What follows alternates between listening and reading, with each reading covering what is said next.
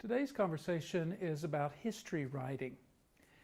If you read the Old Testament, you notice pretty quickly that it spends a lot of time telling stories about the past. For the writers, sometimes it's the very distant past, sometimes it's a more immediate past, but history writing of some kind or another is all over the place in this material.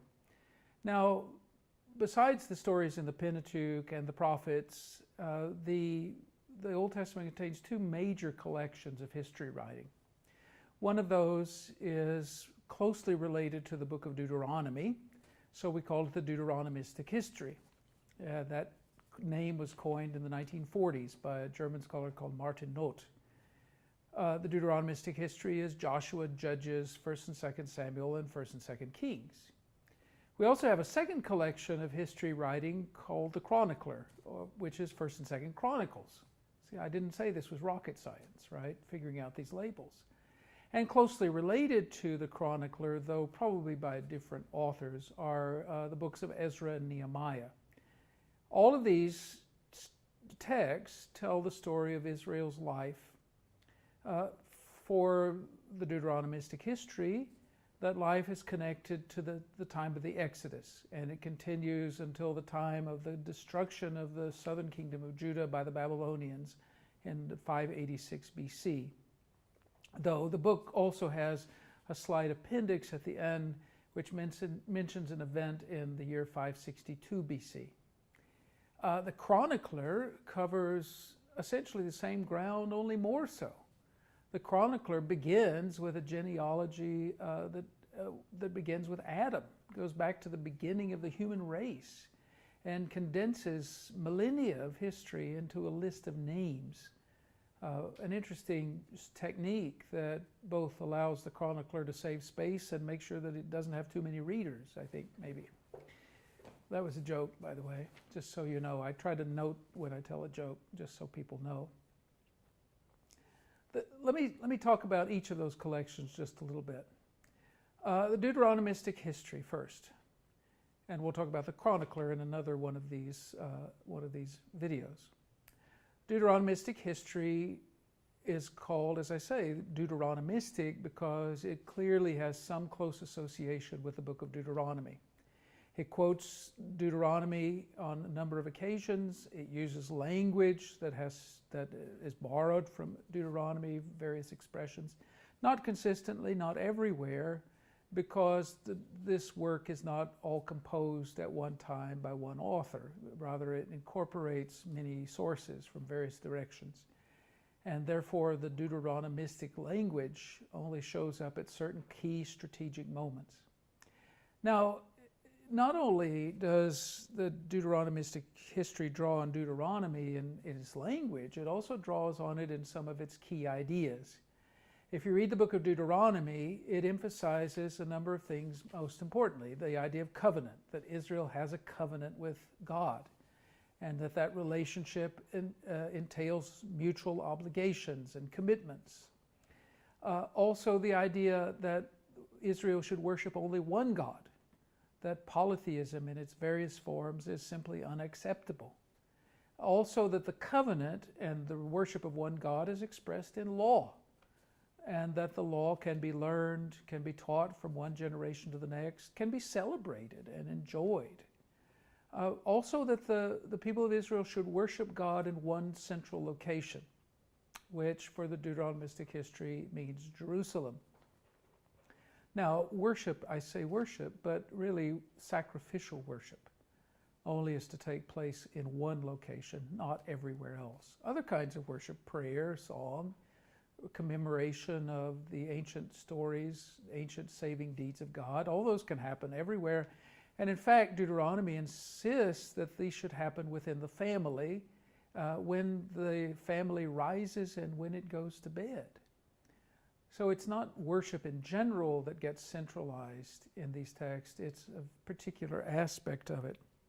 There's an idea that from the Jewish scholar Moshe Greenberg that I think is relevant here. He says that in the Bible there are three basic concepts of Torah, of the law, of Torah. One is it's a body of covenant laws belonging to the entire community and forming it into a better people.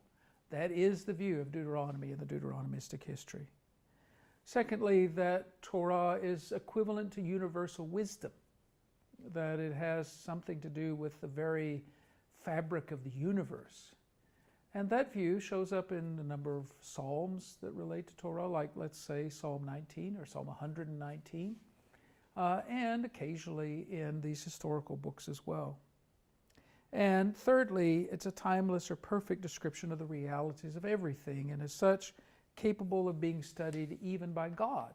Now, that view is only partly in the Old Testament. It's a later Jewish view. But I want to focus on that first one just for a moment.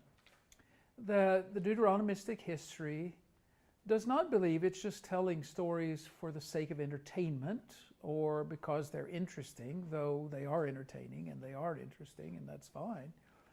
But it is telling these stories as a kind of moral examination, propaedeutic, if you will. The basic question of these works is, how did we get where we are? That's why the book ends the way it does. 2 Kings chapter 25 ends with a long, detailed, and terrible and sad story of the destruction of the temple in Jerusalem. And then the book just simply ends without any sense of whether there might be a future or not. Now, I say that because it does end that way, though woven through the book in various places are references to that future. So if you go back to Deuteronomy itself, you read in chapter 30 about what will happen when Israel is expelled from its land because it has broken the covenant, and then wakes up and repents. And then you turn to, say, 1 Kings chapter 8, where Solomon prays his prayer of dedication of the temple. And in this prayer, he says to God, now you think about this a minute, we're dedicating the temple. He says, should we be terrible people, violate the covenant, be expelled from our land, should this all go terribly wrong, should we become apostate, and then wake up and repent, God, please listen to us. It is interesting that for Deuteronomy and the Deuteronomistic history, the idea of failure is simply assumed. It's built into the historical understanding of Israel's life. Why is this so? Well, because that's what happened. And because the writer of this book, the person putting it all together at the end, knows that this is what happened. Now, if you read historical books, so that's the first thought. Here's the second thought. If you read historical books, you have to ask yourself, what am I reading? What's going on in this text? We know that history writing is not just an objective description of the facts, one thing after the other. We have books like that, like, say, the telephone book. You read the telephone book, and it's just a book of facts. And they're either right or they're wrong. And if they're wrong, that's a problem. But nobody goes to the telephone book for love poetry or for some deep understanding of the nature of reality. Nobody reads the page 3 of the telephone book and say, my, that was a moving experience, right? Because it's just a book of facts. That's not what history is. Yes, history has to pay attention to what actually happened. It can't just make up things. But it must choose what to report. The modern American historian Henry Steele Commager, famous historian, put it this way. He says, history collects and organizes such facts about the past as are available and relevant, provides some kind of framework for them, and lays down the guidelines for the presentation. It supplies order, harmony, direction for what might otherwise be a chaotic assemblage of miscellaneous facts, unquote. Now, I think that's right. This is true of any history writing of any period, that the historian must choose what to report and what not to report. I mean, you read, say, 1st and 2nd Samuel, and you get all these stories of David. It's not everything David did. It's highly selective.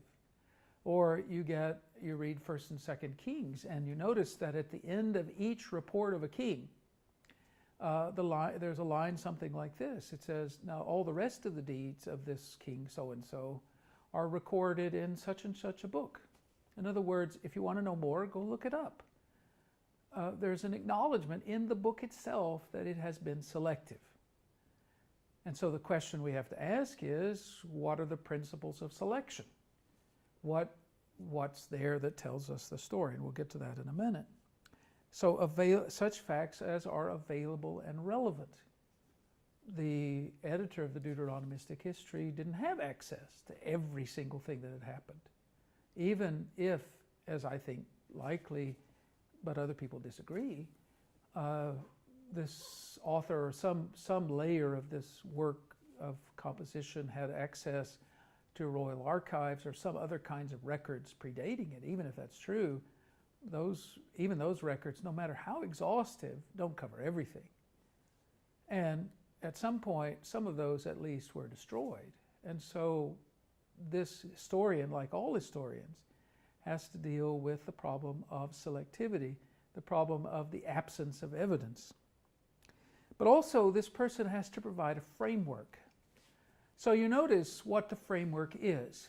The book of Joshua tells the story of the entrance into the land. It condenses all kinds of events that must have taken a long time, but reports them in the forms of lists and brief stories, sample stories. So we hear about the destruction of Jericho, knowing that there are lots of other cities destroyed. Or we hear about the defeat at Ai, knowing that there must have been other defeats. Or we hear the story of the Gibeonites who deceived the Israelites and said, no, we're from a long way away, when in fact they were just over the next hill.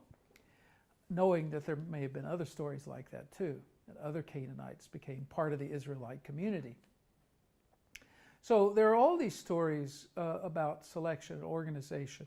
Then we move to Judges, where the pattern changes. There's a pattern, a cyclical pattern, a pattern of salvation, and then apostasy, and then punishment, and then deliverance. Salvation, apostasy, punishment, deliverance. So that circle goes on and on and on and on. People sin, some foreign enemy invades, they cry out for help, and a judge or a deliverer is raised up. And then the cycle starts all over again.